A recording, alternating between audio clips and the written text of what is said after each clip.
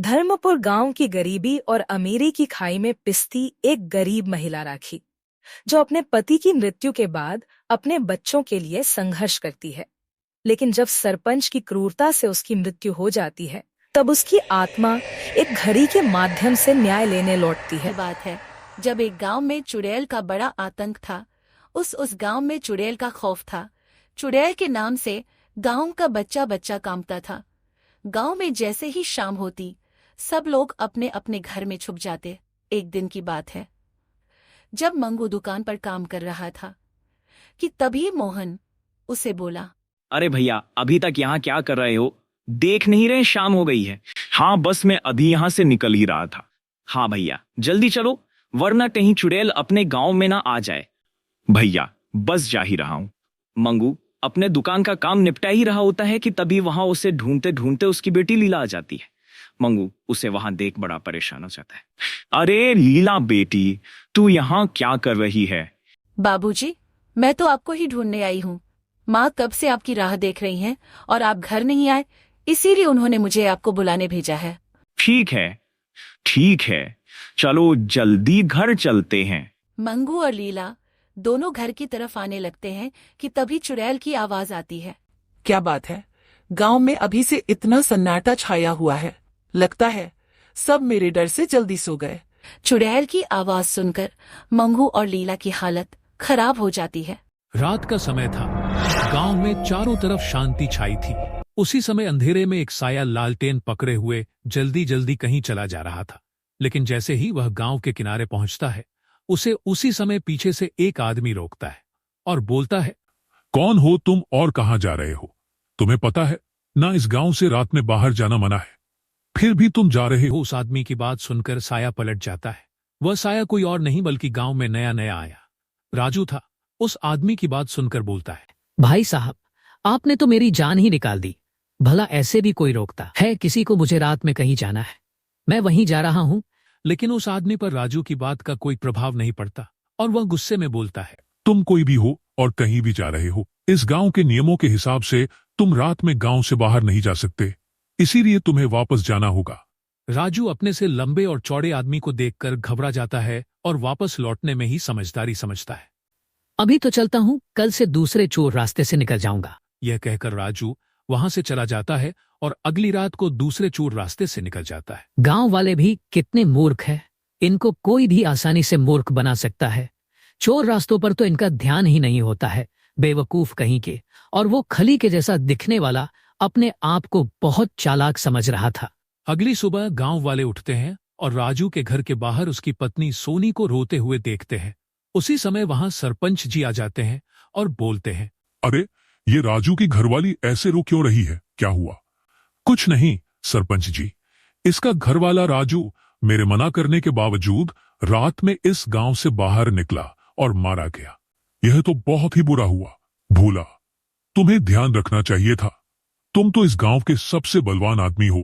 मैं आपकी बात और गुस्सा दोनों समझता हूं, लेकिन सरपंच जी, राजू किसी दूसरे चोर रास्ते से रात में चला गया और मारा गया, क्योंकि मैं तो मुख्य रास्ते पर ही पहरा देता हूं। वो दोनों बातें कर ही रहे होते हैं कि तभी राजू के बूढ़े पिता श्यामलाल वहां आ जाते हैं और बोलते हैं, ये सब क्या हो गया? सरपंच जी, मेरा बेटा कहाँ चला गया? उसे ढूंढिए ना, वो हमारा इकलौता सहारा था। अब हम आपके भरोसे हैं। श्यामलाल की बात सुनकर वहीं खड़े गांव के कुछ जवान लड़के, जिनके नाम मोनू और बिरजू होते हैं, बोलते हैं, चाचा जी, आप चिंता ना करो, हम गांव वाले मिलकर राजू भैया को ढूंढेंगे। क्योंकि अगर इसी तरह से गांव वाले रोज गायब होते रहे तो कुछ समय में इस गांव में एक भी आदमी नहीं रह जाएगा। फिर मोनू और बिरजू वहां से चले जाते हैं। बिरजू मोनू से बोलता है, मोनू भाई, आप गांव वालों से बोल तो आए हो कि लोगों को ढूंढोगे, लेकिन आपको पता है कि वो लोग कहाँ हो सकते हैं जो गायब हुए हैं? तुम्हारी बात में तो दम है, लेकिन मुझे ना जाने क्यों लगता है लोगों को खोजाना जंगल में बहने वाली नदी से जुड़ा हुआ है। हम दोनों को उसी नदी के पास चलकर देखना चाहिए। फिर दोनों उस नदी के पास जाकर खड़े हो जाते हैं। दोनों काफी देर तक वहीं खड़े रहते हैं। उसी समय रात हो जाती है। मोनू को भूख लग जाती है। वह बिरजू से बोलता है, अरे बिरजू, मुझे भूख लग रही, मैं कुछ खाने को देखकर आता हूँ। अगर तुझे यहाँ डर लग रहा है तो तू भी मेरे साथ आ सकता है। क्या बात कर रहे हो आप मोनू भाई, मैं क्यों डरने लगा? आप जाओ और कुछ खाने को लेकर आओ, मैं यहाँ इस जगह पर नजर रखता हूँ। फिर मोनू वहां से चला जाता है और बिरजू वही नदी के किनारे खड़ा होकर उसका इंतजार करता है। थोड़ी देर बाद ही नदी में हलचल होने लगती है। अरे बाप रे, ये नदी में इतनी हलचल क्यों हो रही है? कहीं इस नदी में मगरमच्छ तो नहीं है? मुझे थोड़ा पीछे खड़ा हो जाना चाहिए। ऐसा कहकर बिरजू पीछे हो जाता है। उसी समय नदी में से एक बड़ा सा राक्षस निकलता है और बिरजू को पकड़ लेता है। बिरजू डर के मारे जोर जोर से चिल्लाने लगता है, बचाओ मोनू भैया बचाओ, ये राक्षस मुझे नदी के भीतर खींच रहा है, मुझे बचाओ मोनू भैया। उसी समय मोनू भी वहां आ जाता है और ये दृश्य देखकर सुन्न हो जाता है। हे भगवान, ये सब क्या है? ऐसे तो कभी देखा ना सुना, इतना बड़ा राक्षस लगता है। इस नदी पर कोई शैतानी साया है। फिर मोनू वहां से चला जाता है और एक पेड़ के नीचे परेशान होकर बैठ जाता है। उसी समय वहां पर एक साधु आते हैं। साधु मोनू को देखकर बोलते हैं, क्या हुआ बेटा, इतना उदास और परेशान कैसे बैठे हो? क्या हुआ, कोई समस्या है क्या? बाबा, आप यहां से जाओ, आप मेरी समस्या को नहीं सुलझा सकते। मेरे पास आपको देने के लिए कुछ भी नहीं है। बेटा, वैसे भी तू हम जैसे साधु को क्या देगा? हम तो साधु होते ही इस दुनिया को देने के लिए है। चल बता अपनी समस्या, शायद मैं तेरी कुछ मदद कर सकूं। मोनू को साधु बाबा की बातों में सच्चाई दिखती है और वह उन्हें रात को हुई दुर्घटना के बारे में बताता है। बाबा, मैं रात में खाना लाने नहीं गया होता तो बिरजू की मौत नहीं होती। इस नदी ने गांव वालों के साथ साथ मेरे दोस्त को भी निगल लिया और मैं कुछ नहीं कर पाया। मैं अब गांव किस मुंह से जाऊंगा? तू परेशान क्यों हो रहा है बेटा? जो भी हुआ उसमें तेरा कोई हाथ नहीं था। बेटे, ये सब तो उस चुड़ैल का किया धरा है। क्या कहा बाबा? चुड़ैल तो मैंने जो राक्षस देखा, क्या वो चुड़ैल था? मुझे कुछ समझ नहीं आ रहा है, जरा विस्तार से पूरी बात बताइए। तू सच्ची आत्मा है और छोटे बच्चे की तरह साफ दिल का है। तू ही उस चुड़ैल से मुकाबला कर सकता है और अपने गांव वालों और दोस्तों को बचा सकता है। बाबा की बात सुनकर मोनू हैरान हो जाता है और खुश होकर बोलता है, क्या कह रहे हैं बाबा जी? आपकी बातों से तो लगता है कि जैसे मेरे गांव वाले और मेरा प्यारा दोस्त बिरजू जिंदा है। क्या ये सच है?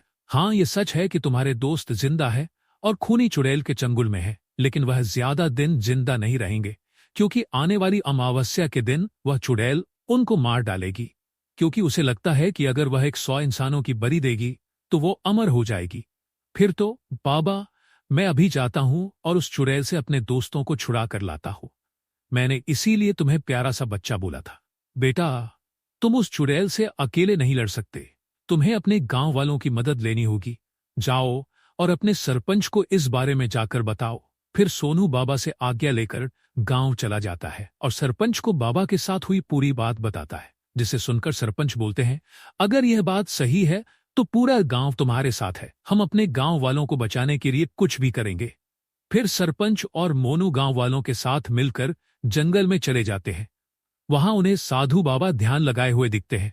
सरपंच बाबा को पहचान जाते हैं और मोनू से बोलते हैं, अरे मोनू से बोलते हैं, अरे मोनू से बोलते हैं, ये तो बहुत बड़े संत हैं, ये तुम्हें कहां से मिल गए? इनके तो दर्शन से ही सारे पाप धुल जाते हैं। उसी समय साधु बाबा अपनी आंखें खोलते हैं और मोनू को पास बुलाते हुए एक त्रिशूल देते हैं और बोलते हैं, यह शिव भगवान का पवित्र त्रिशूल है, तुम इस त्रिशूल को चुड़ैल के माथे पर गाड़ देना। वह साधु बाबा वहां से गायब हो जाते हैं। सरपंची, मैं अब उस चुड़ैल को बुलाने जा रहा हूं, आप सब गांव वालों को लेकर छुप जाओ और जब मैं आपको इशारा करूंगा तब आप सब बाहर आकर चुड़ैल पर हमला कर देना। ऐसा कहकर मोनू नदी के किनारे जाता है और जोर से चिल्लाता है। मोनू के चिल्लाने पर नदी के पानी में हलचल होती है और वही खूनी चुड़ैल बाहर आती है, लेकिन जैसे ही चुड़ैल उसकी ओर बढ़ती है वह पवित्र त्रिशूल को हो। यह पवित्र त्रिशूल तो सच में बहुत ही ताकतवर है। जैसे ही चुड़ैल जलता है वहां पर एक देवता आ जाते हैं और मोनू को बोलते हैं, मोनू, तुम्हारा शुक्रिया, तुमने मुझे इस चुड़ैल के चंगुल से आजाद करा दिया। मैं तुम्हें आशीर्वाद देता हूं कि तुम इस चुड़ैल से जीत जाओ और इंसानियत को बचाओ। ऐसा कहकर देवता गायब हो जाते हैं। उसी समय चुड़ैल भी गुस्से में बाहर आती है और बोलती है, कौन है वह दुष्ट जिसने मेरे जादू को तोड़ा? मैं उसकी जान ले लूंगी। अपने सामने खड़े मोनू को देख चुड़ैल हंसने लगती है, तो तू है वो जिसने मेरे जादू को तोड़ा? इंसानों की भी हिम्मत बढ़ गई है। चुड़ैल, अपने तुमने जो किया है उसका अंजाम तो तुम्हें भुगतना ही पड़ेगा, लेकिन एक रास्ता है। ममता की आत्मा को शांति तभी मिलेगी जब तुम उसके परिवार के सामने अपने गुनाह कबूल करोगी और उनकी मदद करोगी